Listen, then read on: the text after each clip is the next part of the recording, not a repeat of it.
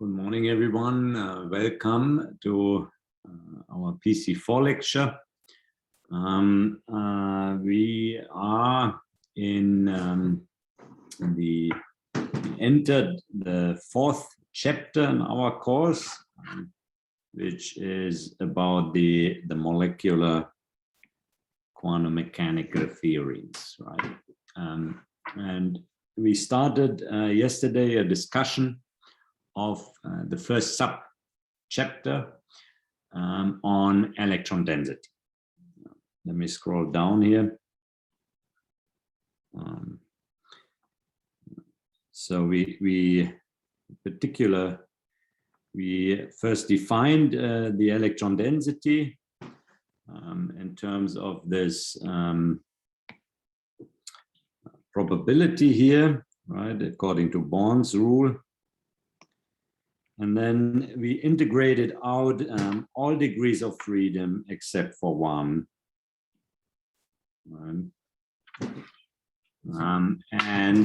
We do this because we can then see that due to the indistinguishability of the electrons, that we can simply use this prefactor n here for all the electrons. And that is what we define as electron density, which if you integrate over the last remaining set of degrees of freedom of your one particle, right, that is the number of electrons, right? So we discussed this for a certain volume, right? Depending on how large you choose this volume, right, the number of electrons in that volume will vary, of course. So you have to always present your rho times a volume element. But so usually we don't specify that, right? But so when you present things on a grid, you really have to show some grid spacing. So it's rho times dV.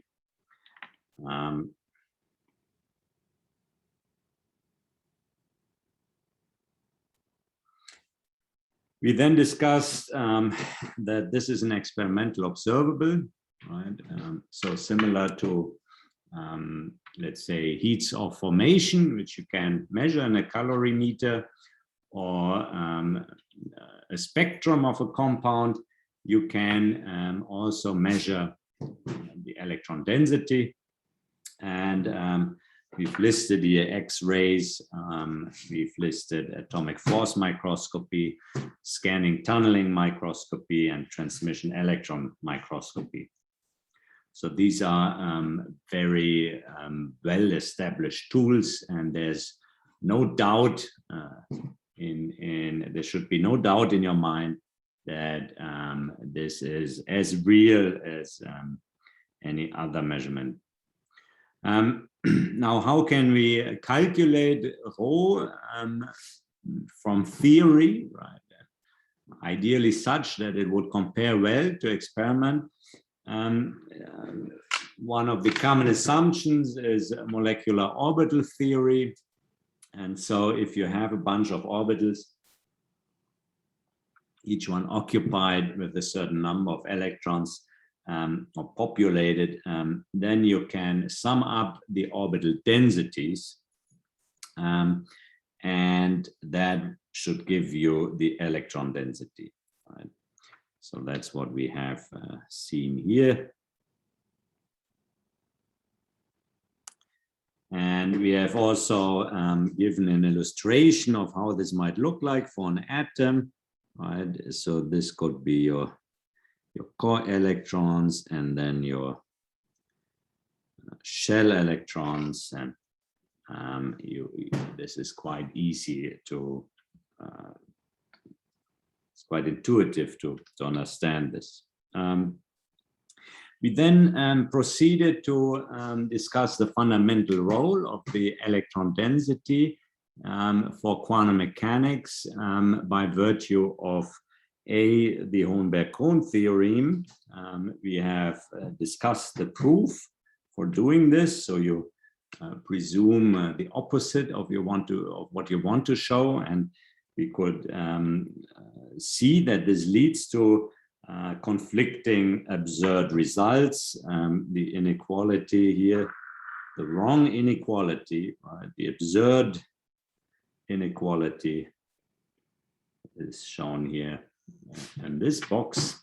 And for that reason, it cannot be true that two electron densities map to the same, that two different wave functions map to the same electron density.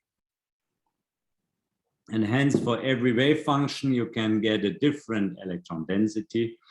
And hence, that electron density can also be taken. It contains all the information you need on your system, just as a wave function. So mind you, postulate number 1 of quantum mechanics is about the wave function. And so this is probably as fundamental as it can get. We also discussed an alternative way of seeing this. If you know about Kato's cusp condition, a differential equation of first order,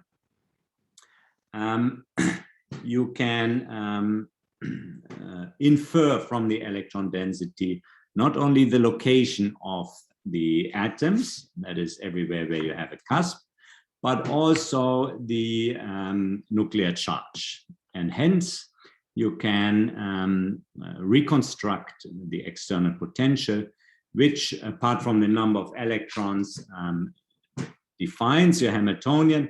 But the number of electrons you can simply get by integrating over your electron density. So with these two informations, you can construct your Hamiltonian, and from the Hamiltonian you get your wave function, and your wave function again represents your system according to postulate number 1. Are there any questions at this point in time? If not, I will proceed to discuss the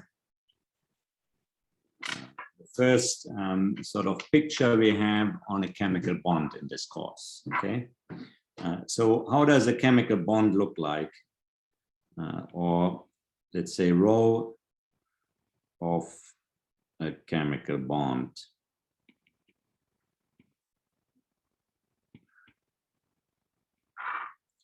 Now, you might believe that in between the atoms, electrons are being shared, and so they accumulate. And so you might believe that we should expect an electron density maximum. Now, that is false.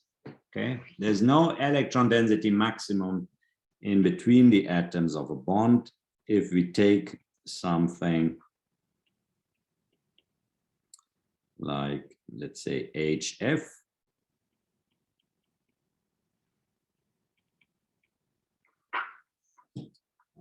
This is the nuclear charges of fluorine and hydrogen. Then your electron density will look something like this. Okay.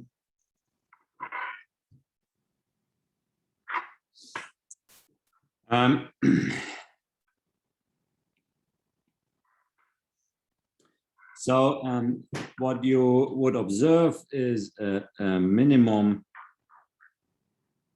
There's a minimum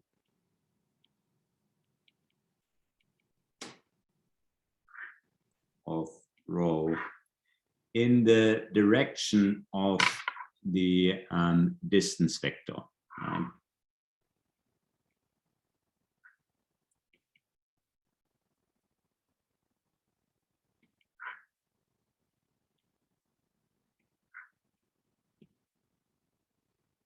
Yeah. Now, in the direction orthogonal to it, right? If you approach this minimum from the side, you will rather see something like a saddle point, right? You will see that in the 3 dimensions, it's really a saddle point, right? So there's a maximum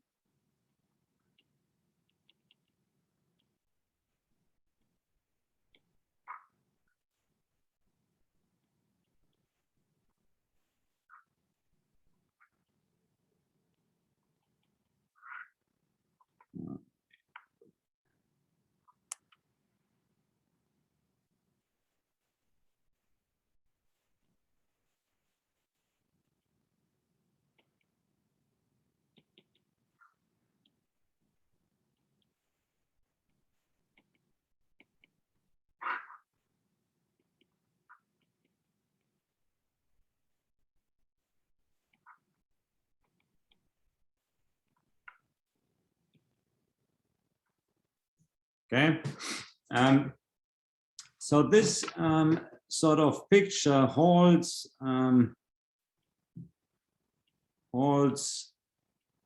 for most bonds,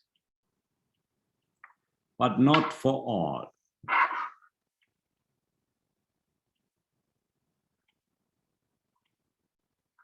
So there are very few exceptions.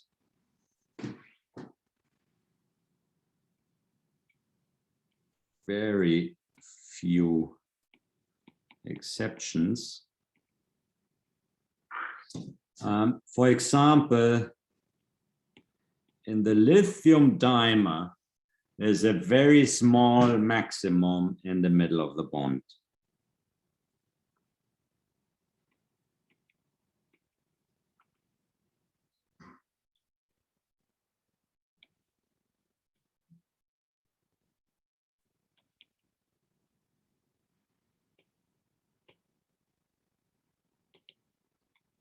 So lithium is C equals 3.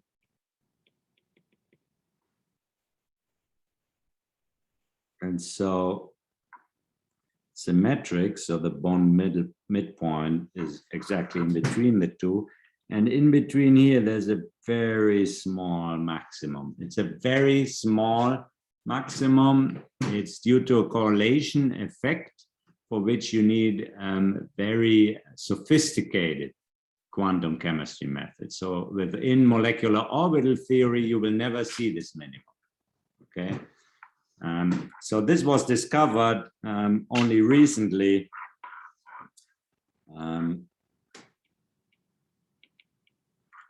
by Bear-Zucker et al. In the Journal of Physical Chemistry, which is one of the very nice journals. It's very old and many very important papers, groundbreaking, seminal fundamental papers have been published in this journal in the year 1993. So this was the year just 3 years before I did my high school diploma. Maybe for you, this is a long time ago. For me, it's yesterday. Anyhow, there's a question. Let me. So this is a very nice question. Would the maximum be higher for the positively charged lithium dimer? I cannot tell you. Okay, I would. This is a maximum which is extremely rare, right? And I don't know, it's maybe 1 promille, if not fewer, bonds contain such maxima. How this maximum would respond to a variation in electron number, I cannot possibly tell you. I would expect, right, that would be my guess, that it would vanish, because as you pull out the electron, right, your valence electrons, they are the ones binding here, right? And if you have only 1 electron in the valence shells, left, right? So right now you have 2 electrons forming this bond. If you remove one of them, you would have something similar to H2 plus, right? And the H2 plus electron density does not have a maximum. So that's what I would expect, but I don't know for sure. So I cannot tell you. You would have to run a quite expensive calculation to test that. I would invite you to perform such a calculation yourself. But right now, at the top of my head, I cannot tell you. It could be that if you add another electron, that then the maximum grows. Right? So if you would ask me, that's the kind of trend I would expect. But it's, as I said again, it's extremely rare to see something like this.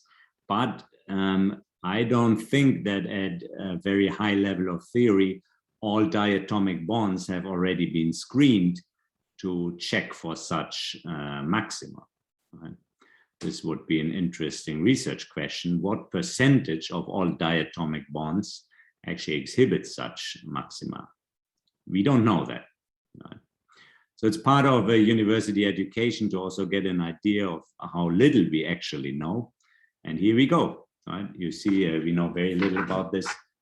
Also, if you ask about charged diatomics, I don't know if anybody has looked at this to screen systematically for charge systems or different spin systems or excited state systems, if and how many of these small maxima exist.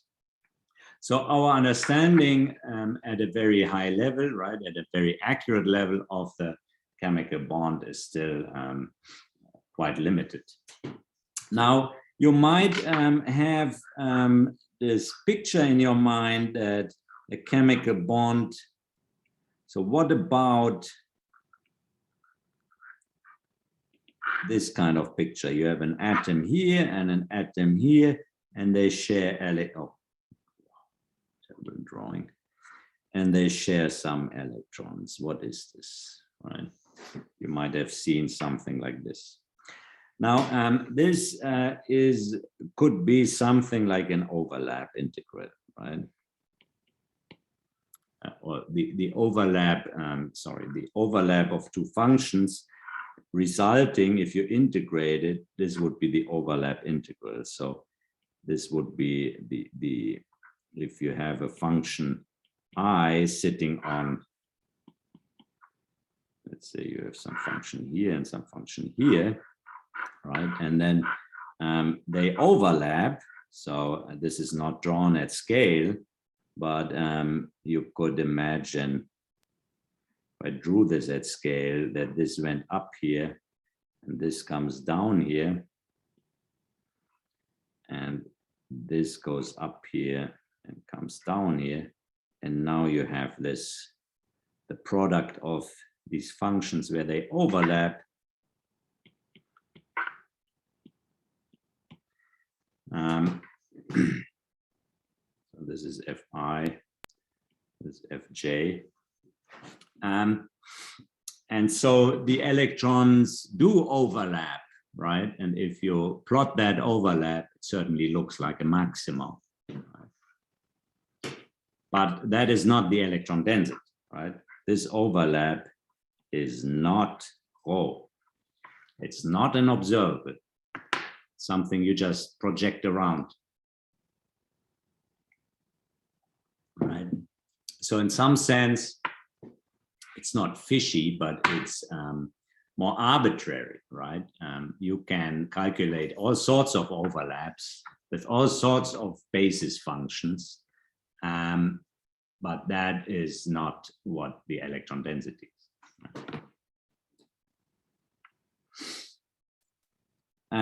You get an electron density related picture like this if you look at changes in the electron density. So what you can do is to ask, what is the change in electron density due to binding, right?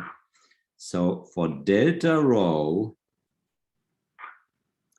you can define delta rho by saying, okay, I have my rho in the dimer, and now I'm going to subtract my rho of monomer 1 and of monomer 2. And that should show you an electron density where if you compare your free atom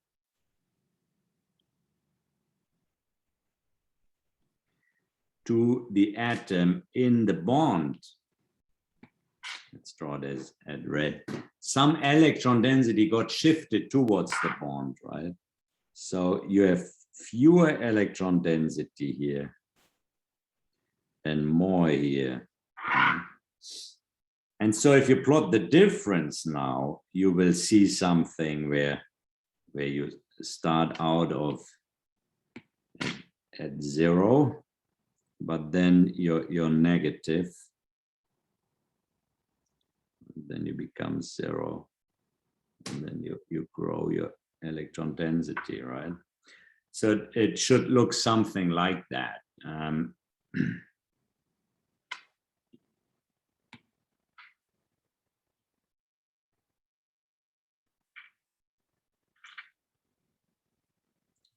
This is just the distance vector x between your two atoms.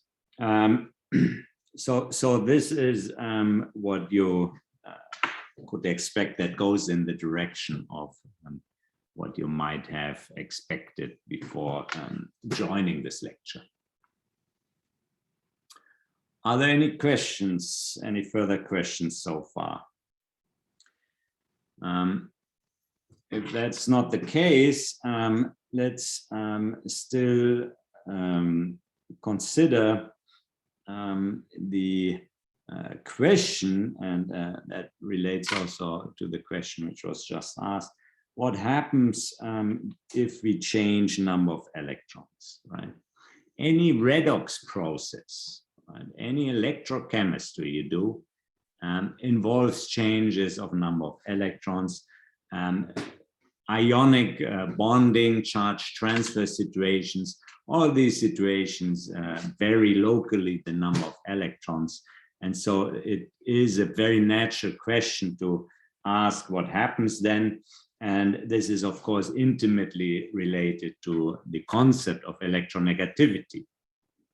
Now, note that electronegativity does not exist in physics, right? There's no operator that gives you electronegativity. It's an ill-defined concept which proves useful in practice, but has weak theoretical underpinning at best. But what does exist is something like the ionization potential or the electron affinity, right? So we can ask these questions, how are those related to quantum mechanics? So varying number of electrons, and we know that this is the R rho, and we also know that this is the R number of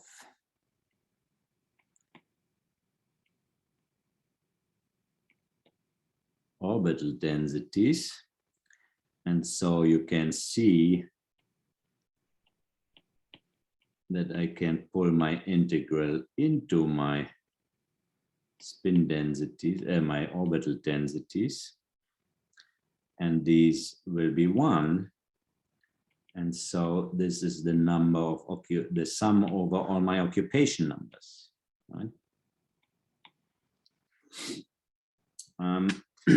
So this question of varying number of electrons has to do with varying your occupation number, right? That's very obvious if you look at your eigenvalues, right?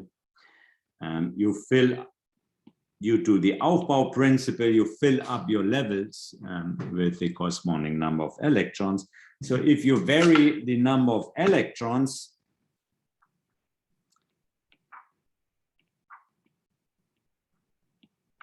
so in this system, we would have 6 electrons. If you vary now the number of electrons, it implies that you're varying the occupation number of any one level. Right? Now, there's a theorem on this, which is also known as Koopman's.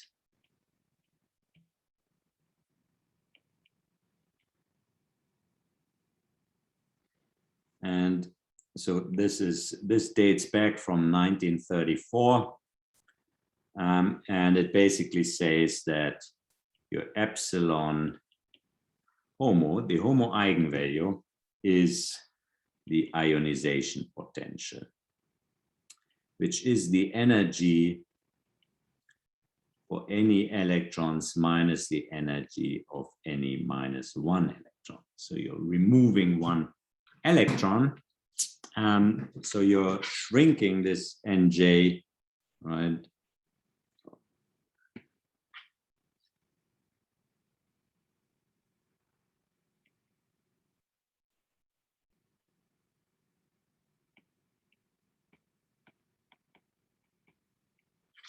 So here we go. You performed a redox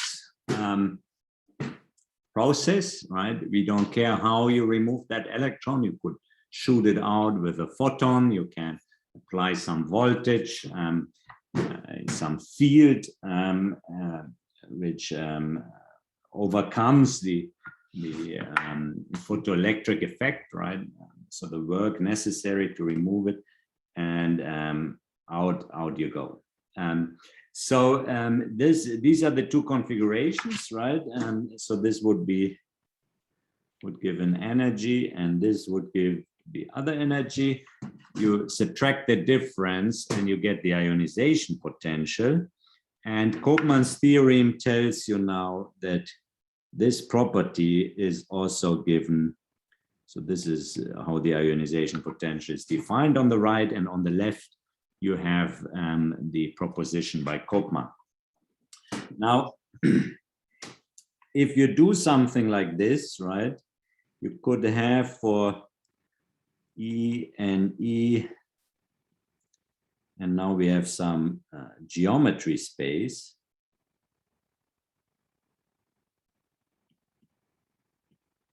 So suppose you have this for your number of electrons, and now you remove an electron, then the energy must go up because you have fewer particles that interact with each other, right?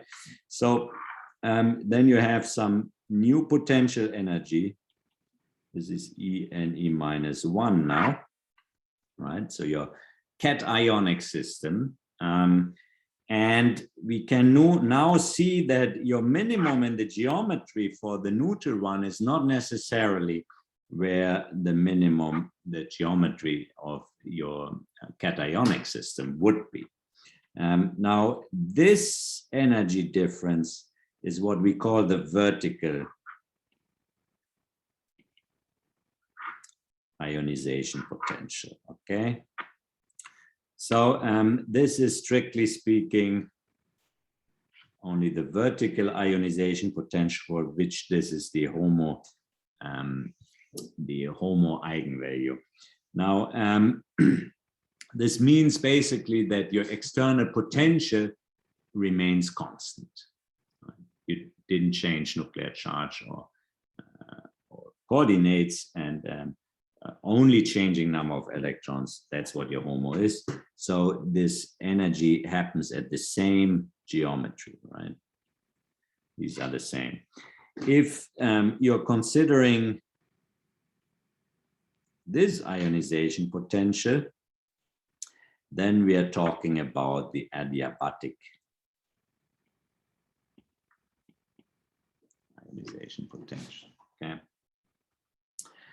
So Koopman's theorem refers to the vertical ionization potential, and it was generalized and revisited later on by Janak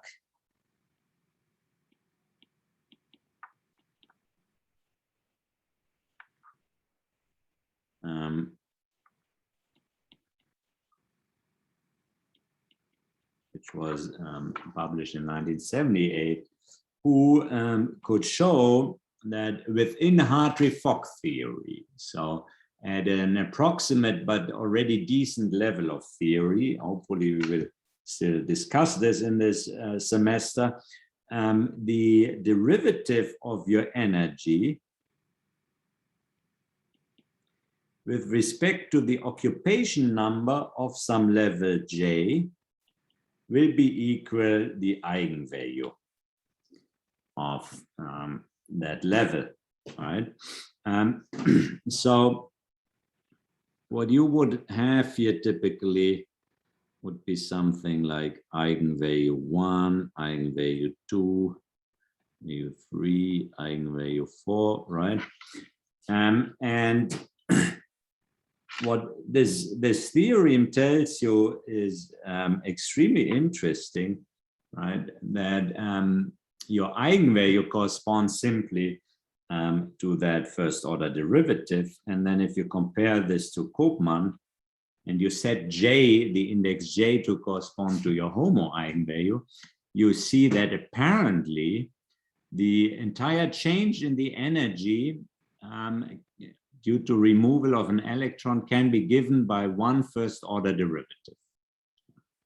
Now, this would suggest that your energy must be linear in your number of electrons. And this is actually true. So from this follows energy is linear in E.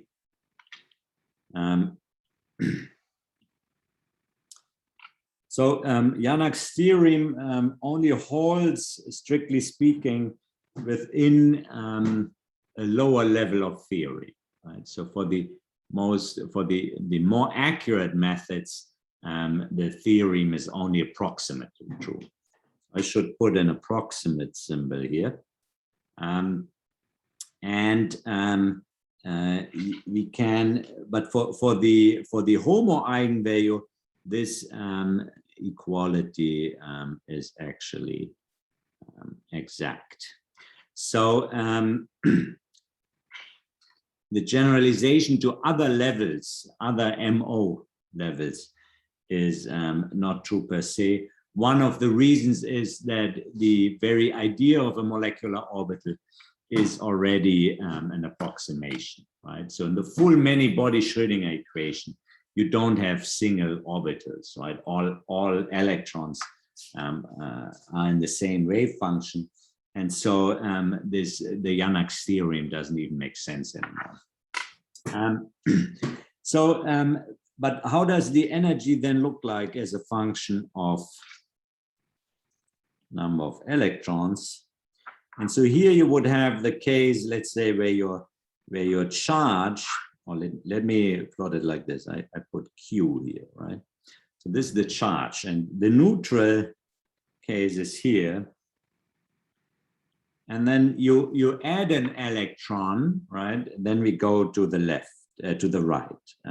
So your charge must become -1. That's the anionic case. And if you remove an electron, then it looks like this. So it's the reverse of the charge. I'm sorry. So this is -Q. Okay. All right. And now what happens if your energy is here? This is the change in the energy due to ionization. Right. This slope here is epsilon HOMO, and this height is the ionization potential. Right?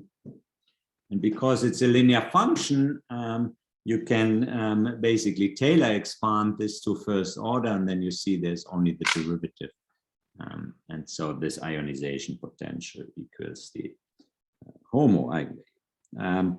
Now, what happens if you add an electron? Well, then you see that this should be epsilon LUMO. Right? You're adding now a new electron, right? What you're doing now is you add an electron here.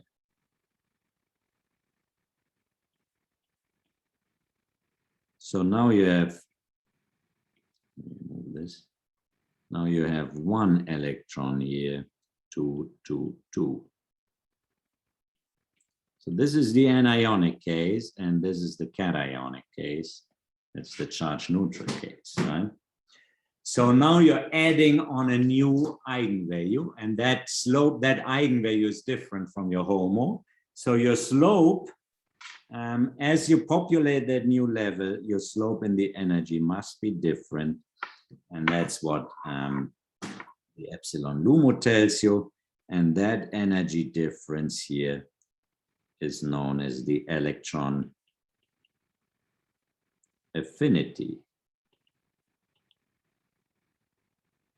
EA.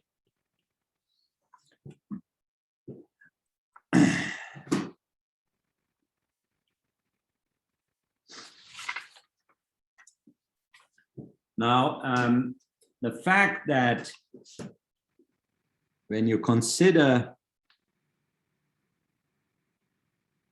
this case, the fact that to the right or the left you have different slopes implies, or is also known as, derivative discontinuity.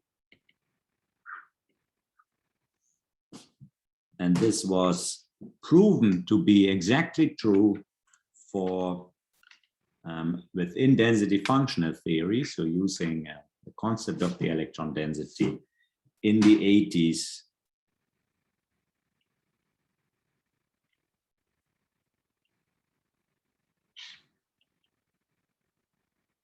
Or was it the 90s? Actually, I don't recall. But it was shown by Perdue, Parr,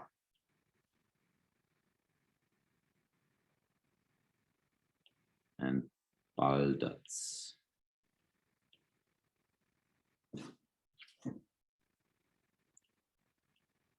In 80s, I believe.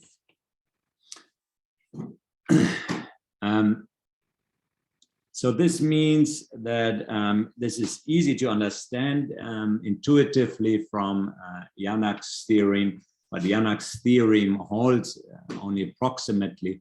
But for the valence electrons, if you wish, for HOMO and LUMO, to relate to ionization potential and electron affinity, this is exactly true, right? And for the lower occupied levels, Janak's theorem is only an approximation.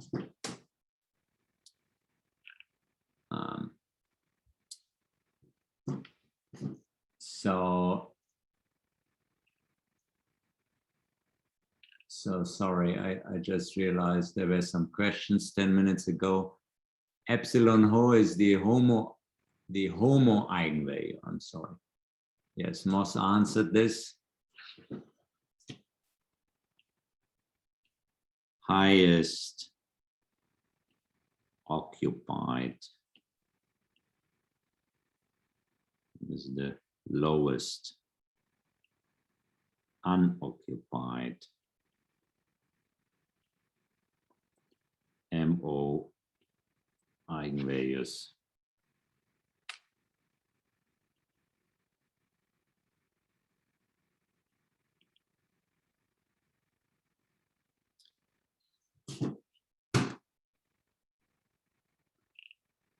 Moss is a hero, yes.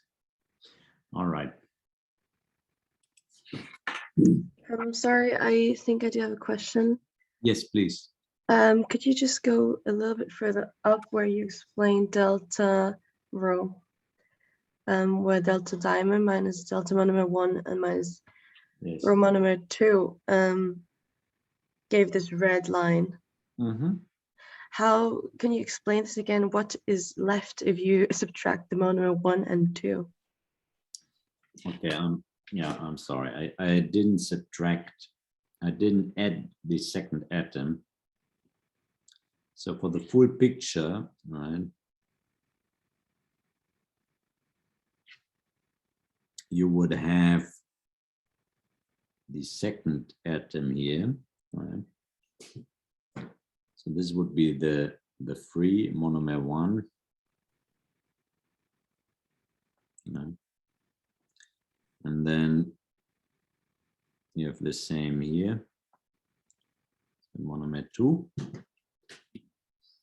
And then your electron density in the bond would look something like this, right? And the difference should look something like this. Does that make sense? So what you have left is just the density in the bond. Electron density in the bond in red. No, in red you have the the dimer. Sorry. So the red is the electron density with the two guys bonding, and the blue one is the delta rho. I see. Okay, that's in the bond. Okay. Exactly. So the electron density gets shifted from the out as the atoms approach and start to bond, right? Electron density from out here gets depleted, right? Which is why you have a negative blue line, and it gets shifted over here, right? All this is the buildup, right? And so if you plot the difference, you see exactly that. Okay, thank you very much. Welcome. Thank you very much for asking. All right. So we have with this concluded the sub-chapter on the electron density, and next week we will discuss chapter 5.2, where we want to look at the dipole moment and polarizability.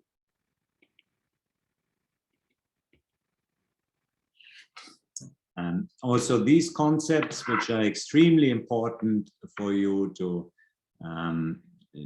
estimate, let's say, solvability, to estimate effects in electric fields, to estimate reactivity, and as an experimental chemist and practitioner.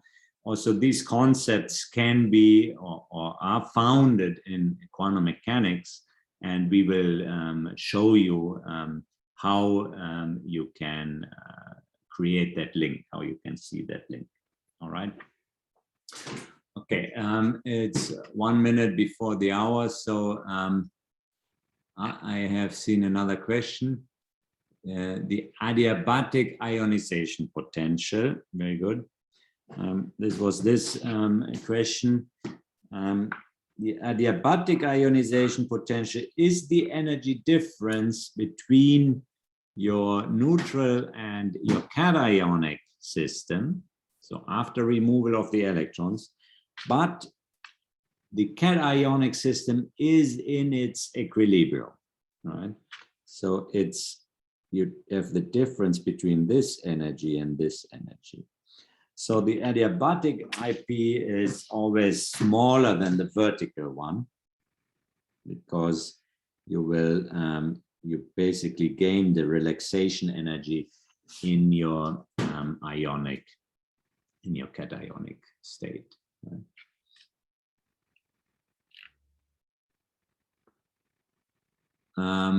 Where can I find this chapter in the book? Which book? Sorry, I'm talking about Levine. Which chapter is it in Levine? Because I can't find this. Yeah, so not everything comes directly from the book. So this is not exactly, I think this does not come from the book. Can I read this anywhere? Sure.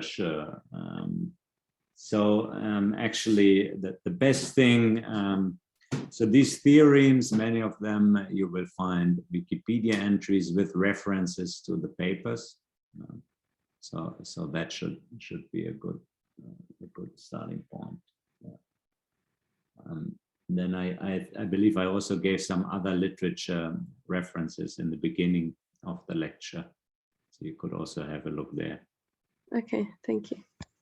You're welcome. Generally, I would also recommend to have a look, do consider looking at the original papers. Yeah? So that's also, the university libraries have access to these journals, and it's part of the culture to actually have a look at them and to not only use sort of pre-digested stuff coming from textbooks. So the textbooks are meant as a help to enter, but at the end of the day, you do want to look at the originals, right? All right, so thank you so much for your attention, and I'll see you next week then. I wish you a good remainder of this week. Thank you. Goodbye. Thank you. Bye-bye.